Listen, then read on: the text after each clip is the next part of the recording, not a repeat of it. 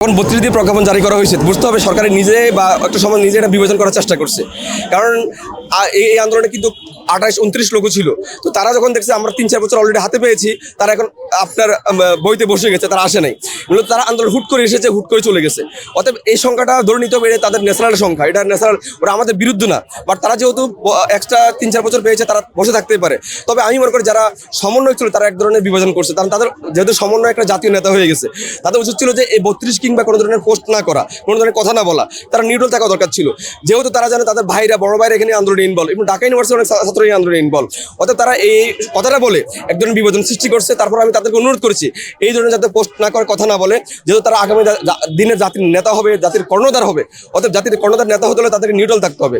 তাহলে তারা মোটামুটি বুঝছে যে আমরা দেওয়া উচিত হয়নি, তারা স্বীকার করছে। তা এখন যেটা হচ্ছে যে গতকালকে আমরা সমন্বয়কদের সাথে বৈঠক করেছি, আপনারা জানেন হয়তো বা, সমন্বয়ক সংস্থার জাতীয় নাগরিক কমিটির সাথে বৈঠক করেছি। তাদেরকে বলতে সক্ষম হয়েছি যে আমরা শুধুমাত্র বিসিএসের জন্য আন্দোলন করছি না, আমাদের আন্দোলনটা মূলত সকল ক্ষেত্রের জন্য। চাকরিতে first class, second class, third class, fourth class চাকরি আছে, 1 থেকে 18তম গ্রেড আছে। ও গ্রেডগুলো তো অ্যাভেলেবেল, শুধু বিশেষ গ্রেড না। সেক্ষেত্রে আমরা বলছি যে আমরা শুধু বিশেষ জন্য চাকরি করছি না, যে সেক্টরে 35 দেওয়া সম্ভব, 40 দেওয়া সম্ভব, সেই সেক্টরগুলো তো মুক্ত করে দেওয়া সম্ভব, মুক্ত করে দেওয়া হোক। বাট তারা বুঝতে সক্ষম ছিল, আমরা কার বিরুদ্ধে সক্ষম হয়েছে। তারা বলছে ঠিক আছে, আপনারা আরও যুক্তিগত উপস্থাপন করেন, আপনারা অহিংসভাবে আন্দোলন করেন এবং সমন্বয় রাখেন, কূটনীতিকভাবে কাজ করেন। তাদের কথা অনুসারে আমরা কাজ করছি এবং আমরা মনে করছি যে এটা বাস্তবায়ন হবে। কিছু কিছু ক্ষেত্রে চাকরিতে আবেদন ফি কমানো উচিত, 300 টাকা 200 টাকা করা উচিত। এখনো সেটা ফাইনালি কোনো ডিসিশন হয় নাই।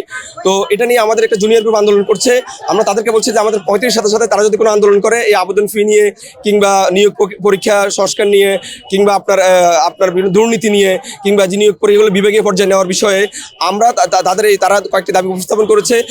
তাদের আন্দোলনের সাথে আমরা আছি। আমরা স্পষ্ট বলেছি যে আমাদের আন্দোলনের সাথে আপনারা থাকবেন, আমরা আপনাদের সাথে আন্দোলনের সাথে আছি। যেহেতু বিষয়টি আমাদের যুক্তিকতা রয়েছে, 35 যেমন যুক্তিকতা, ওই দাবিগুলো আরও বেশি যুক্তিকতা।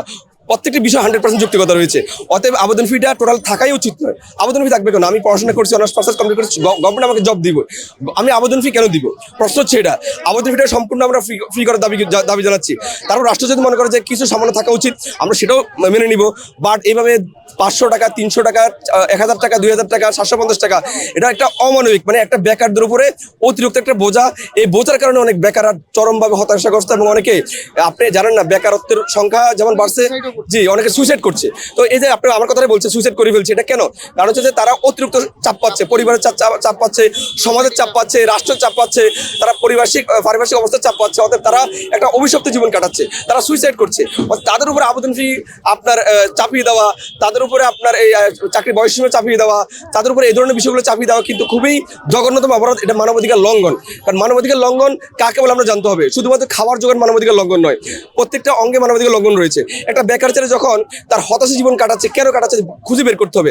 সে এইসব কারণে কিন্তু হতাশা জীবন কাটাচ্ছে। তা আমি মনে করছি যে মানবাধিকার লঙ্ঘন হচ্ছে রাষ্ট্রীয়ভাবে, রাষ্ট্রকে এটা সমাধান করতে হবে। রাষ্ট্রকে দ্রুত আবেদন বয়সসীমা 35-40 করে দিতে হবে, কিংবা মুক্ত করতে হবে। রাষ্ট্রকে আবেদন ফি সম্পূর্ণ বাদ দিতে হবে। রাষ্ট্রকে আপনার যে নিয়োগ দুর্নীতি রয়েছে, নিয়োগ দুর্নীতি বন্ধ করতে হবে। রাষ্ট্রকে মেধাবীদের রক্ষা করতে হবে মনে করছি।